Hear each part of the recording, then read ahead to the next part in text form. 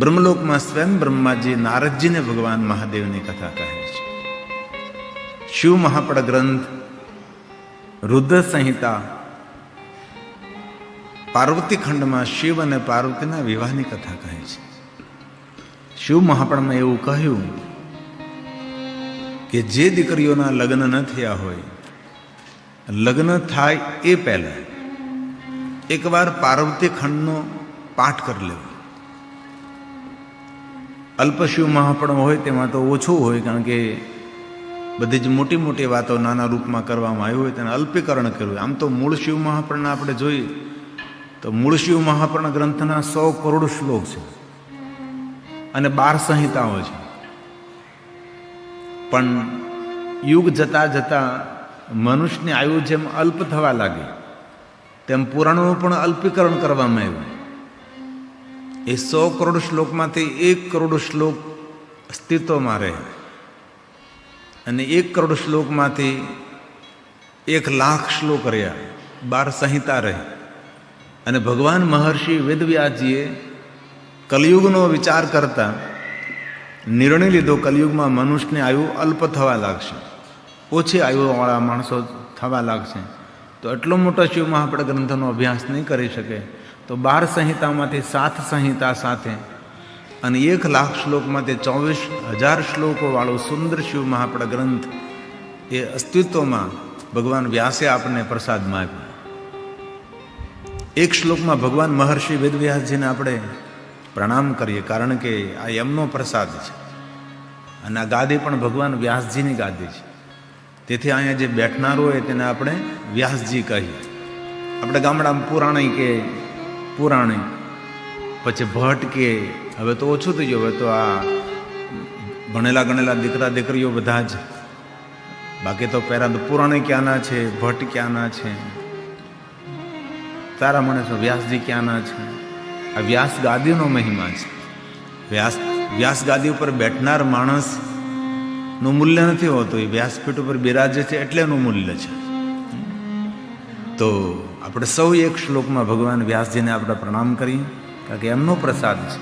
જે કંઈ આપણે બોલીએ છીએ એ ભગવાન વ્યાસનું બોલાયેલું જ બોલીએ છીએ, ભાવથી અને આદરથી. અને વ્યાસ ભગવાનને રોજ યાદ કરવા, રોજ પ્રણામ કરવા. કાલે પણ મેં કહ્યું હતું, માતા સરસ્વતીને યાદ કરવા, ધન્વંતરી ભગવાનને યાદ કરવા, અન્નપૂર્ણા માતાને યાદ કરવી, વરુણ દેવતાને યાદ કરવા, સ્થાન દેવતા, કુલદેવતા, ગ્રામ દેવતા, પિતૃદેવતા, માતૃદેવતા, આ દેવતાઓને ખૂબ પ્રણામ કરવા જોઈએ. આપણી સાથે દેવત્વ રહે. આપણા ગ્રામના દેવતાઓ, ગ્રામના ઘણા બધા દેવતાઓ હોય તેને બધાને પ્રણામ કરવા પડે. આપણે સ્થાનના દેવતા હોય તેમને પ્રણામ કરવા પડે. આપણા બધા પિતૃઓને પ્રણામ કરવા પડે. આપણી સનાતની કુલ પરંપરા ઉજળી પરંપરા છે. તો એ ભાવથી અને આદરથી ભગવાન વ્યાસજીને પ્રણામ કરીએ. નમોસ્તુતે વ્યાસ વિશાલ બુદ્ધે ભુલ્લાર વિંદ યત પત્ર નેત્ર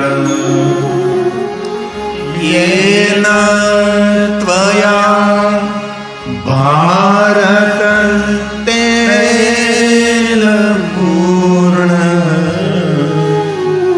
પ્રજ્વાલિતો જ્ઞાન મય પ્રદીપ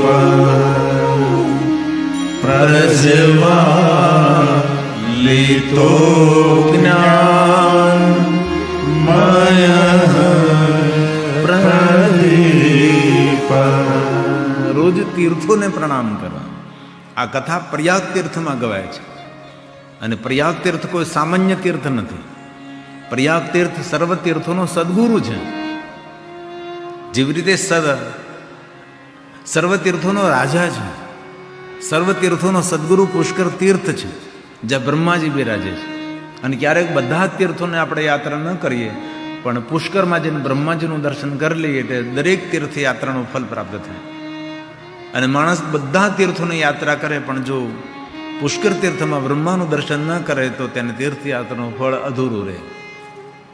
જેવી રીતે સર્વ લિંગોનો રાજા મહાબલેશ્વર છે, એ લિંગરાજ છે, એવી રીતે સર્વ તીર્થોના કોઈ રાજા હોય તો પ્રયાગ તીર્થ છે, જ્યાં ગંગા, યમુના અને માતા સરસ્વતી નિવાસ કરે છે, જ્યાં કુંભ નહીં, જ્યાં મહાકુંભ. ભારદ્વાજ ઋષિ, સુંદર ઋષિ મુનિનું સ્થાન. એક શ્લોકમાં આપણે પ્રયાગ તીર્થને પણ પગે લાગીએ. આજે 9મો દિવસ છે, ધર્મક્ષેત્ર છે. ધર્મ ક્ષેત્રે મહાક્ષેત્રે ગંગા કાલિંદે સંગમે પ્રયાગે પરમે પુણ્યે બ્રહ્મ લોકસ્ય વર્તમાને બ્રહ્મ લોકસ્ય બ્રહ્મલોકના માર્ગ સ્વરૂપ પ્રયાગ તીર્થમાં સૂત પુરાણેજી ભગવાન મહાદેવની કથા કહે છે. અને બ્રહ્મલોકમાં સ્વયં બ્રહ્માજી નારદજીને ભગવાન મહાદેવની કથા કહે છે. અને શિવ મહાપડ અંતર્ગત નારદ સ્વયં બ્રહ્માને કહે છે, વિધે સર્વમ વિજાનાસી. હે વિધે, હે પિતા બ્રહ્મા, આપ દરેક વસ્તુને જાણનારા છો. વિજાનાસી એટલે જાણવું. કૃપયા શંકરસ્ય મારા પર કૃપા કરીને શંકર ભગવાનની સુંદર સુંદર કથા કહો. આ શિવ મહાપડ ગ્રંથ રસ ભરેલો ગ્રંથ છે, પણ વધારે રહસ્ય ભરેલો ગ્રંથ છે. આ શિવ મહાપડ ગ્રંથને લોકપ્રિયતા બહુ સમય વીતી ગયા બાદ લોકપ્રિયતા મળે. અત્યારે જે રૂપમાં મહાદેવની કથાઓ થઈ રહી છે, પહેલા એ રૂપની અંદર ભગવાન મહાદેવની કથા કોઈ જગ્યાએ થતી નહીં હતી. મહાદેવની કથાનું આયોજન કરનારા પણ કોઈ નહીં હતા. 1996માં 26મી જાન્યુઆરીએ મેં ભાવનગર, આનંદનગર સ્વામિનારાયણ મંદિરમાં પહેલી શિવકથા કરી. અમારા ગવૈયા સ્વામી અને બાલકૃષ્ણ સ્વામીએ એ પહેલી શિવ મહાપડ કથાનું આયોજન કરેલું.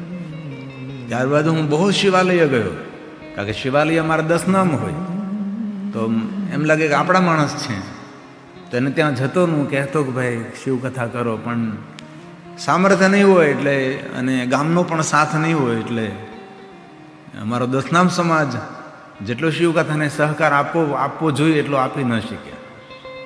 ગામડે ગામડે ગયો, બહુ જ ફેર્યો.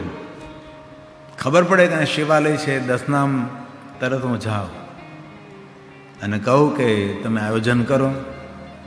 જે કાંઈ કથામાં આવે બધું તમારું. વ્યાસપીઠે ધરે એ તમારું, મને આપી એ તમારું, પણ તમે કથા કરો. પણ કોઈ 10 નામ સમાજ એમાં જોડાણો નહીં. અને ખૂબ મહેનત કરી, બેહદ મહેનત કરી. દિવસ રાત્રિ ગામડે ગામડે, શહેર શહેરમાં ફરી ફરીને કોઈ પણ સંજોગો, કોઈ પણ રીતે શિવકથા થાય. કોઈ કથામાં આયોજન કોઈ કર્યું હોય ને પૈસા ઘટે તો પણ હું આપતો. અમારે કનુભાઈ હરિયાણી જે પ્રથમ બેઠા છે એ મારી જીવનયાત્રાના સાક્ષી છે. અને ખૂબ મહેનત કરતા જે 30 વર્ષ વીતી ગયા, અને વર્ષો વીત્યા પછી આ રૂપની અંદર આ ભવ્યતા સભર આટલી ભવ્ય ભવ્ય દિવ્ય દિવ્ય મોટી કથાઓ થવા લાગી છે.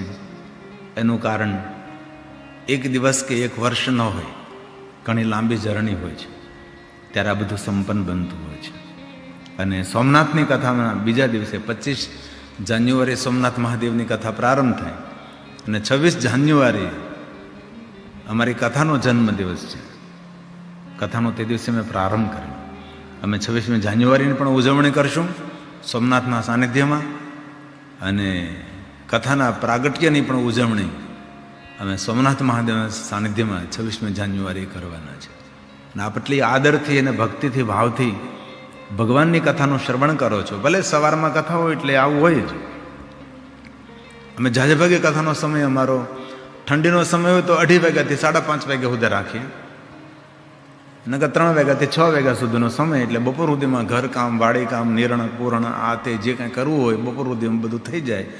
અને બપોરે જમી કારવીને પરવારીએ અને કથામાં સૌ 3 વાગે આવે. 3 વાગે જ મંડપ ભર્યો હોય અને સમયસર કથા સાંજે પૂરી કરી દઈએ. અને સાંજે જમણવાર હોય એટલે મંડપ નાખવાની જરૂર નહીં, જમણવારમાં મંડપની જરૂર નહીં, કારણ કે સાંજે તડકો ન હોય 6 વાગ્યાની આસપાસ, એટલે મંડપનો ખર્ચ પણ અટકી જાય. આ તો આપણું બધું ઘરનું છે, ઘરનું તો ખર્ચ તો લાગવાનું જ ને, અમંગભાઈનું છે બધું જ, પણ ખર્ચ તો લાગવાનો. એટલી બધી વ્યવસ્થા, મજૂરી, આ તે કેટલું કામ તામઝામ બધું જ. તો એ સાંજે ખુલ્લામાં સૌને ભોજન પ્રસાદ લેવાનો પણ ખૂબ આનંદ આવે. આ રીતે મારી કથાનો ક્રમ હોય છે. તો સ્વયં નારદજી પિતા બ્રહ્મને કહે છે, હે વિધે. વિધે બ્રહ્મનું નામ છે. વિધે સર્વં વિજાનાસી કૃપયા શંકરસ્ય ચ ત્વયા અભૂતાહિ કથિતા કથા મે શિવયો શુભા કથા મે શિવયો શુભા. કેટલી સુંદર વાત કરી છે. અદ્ભુત કથા, અભૂતા અદ્ભુત કથા કથિતા. કથા મેં, કથાની અંદર જે જીવ માત્રનું કલ્યાણ કરનારી કથા છે એ કથા કહો. કથાની અંદર પણ એવી કથા છે તે જીવ માત્રનું મંગલને શુભ કરે છે. એવી કઈ કથા છે તો કે ભગવાન શિવ અને પાર્વતીના વિવાહની કથા છે. નારદજી કથા સાંભળવા માટે લાલાયિત છે. બ્રહ્મ કહે છે કે નારદજી, ભગવાન શિવ અને પાર્વતીએ લૌકિક લીલાઓ કરી જેમાં અલૌકિક ભાવ હતો. જેવી રીતે સામાન્ય મનુષ્યો લીલા કરે છે એવી લીલા ભગવાન શિવજીએ કરી છે. અને શિવ અને પાર્વતીના વિવાહની કથાથી આપણે પરિચિત છીએ. ભૂત અને ભવિષ્ય ભગવાન શિવ અને પાર્વતીના જે વિવાહ થયા છે એવા વિવાહ અત્યાર સુધીમાં કોઈ કરી ન શકે. ભગવાન શિવજીએ કુતૂહલ કર્યું હતું. અને મહાદેવનું એક નામ છે લીલાધર, લીલા વિશારદ. દરેક લીલા કરવામાં પરિપૂર્ણ છે. જે લીલા કરે એમાં થોડીક પણ કમી ન રહે, થોડા પણ પાછળ ન રહે, આટલી સુંદર લીલા કરનારા મહાદેવ છે. તો ભગવાન મહાદેવ દેવતાઓ સાથે, દેવીઓ સાથે, ગાંધર્વો, કિન્નરો, ઋષિ મુનિઓ, દેવગણો સાથે અને એમની સાથે રહેનારા, રોજ માટે સાથ આપનારા ભૂત, પ્રેત, ડાકીની, શાકીની. તમે જોવો તો ખરા શિવજી કોને સાથે રાખે છે. અને જીવનમાં આગળ વધવું ને તો નાના માણસોને સાથે રાખે. નાના માણસો હંમેશા આપણે સાથે જોડાઈ રહે. મોટાને પકડવા જાય ને તો મોટો ક્યારે હરીને વયો જાય ખબર નહીં. નાના માણસોને સાથે રહે. અને મેં આ કથા ક્ષેત્ર જે આટલું બધું સફળ કર્યું એનું કારણ બધા જ અમે લોકો ગામડામાંથી આવેલા. અને બધા જ લોકોને ભગવાનની ભેટ વાળા. કનુભાઈ કંઈ શીખવા નથી ગયા, ભગવાનની ભેટ. ઘનશ્યામ મારે શીખવા નથી ગયો, ભગવાનની ભેટ. કાનભાઈ તમે નહીં ગયા હો, બધાને ભગવાન. મારા બાબુ પહેલાં વાયોલિનમાં હતા, ધ્રુવભાઈ. ઘણા વર્ષોથી એ બાબુભાઈ વાયોલિન વગાડ્યું, એ પણ કોઈ જગ્યાએ ભણવા નહીં ગયેલા. આ બધાને સાથે લઈ અને ધીરે ધીરે ધીરે ધીરે ધીરે પછી કોરોના કાળ આવ્યો એટલે થોડુંક ડિસ્ટર્બ થયું, ઘણું બધું સમય પરિવર્તન થયું, સંગીત પરિવર્તન થયું. બાકી હર હંમેશા નાના માણસોને સાથે રાખો. ભગવાન મહાદેવનો મોટો સંદેશ છે. નાનામાં નાના માણસો એને મહાદેવે સાથે રાખ્યા છે. ભૂત, પ્રેત, ડાકીની, શાકીને કોણ સાથે રાખે? શિવજી સાથે રાખે છે. અને ભગવાનની વિવાહમાં દરેક પ્રકારના વાદ્યો હતા.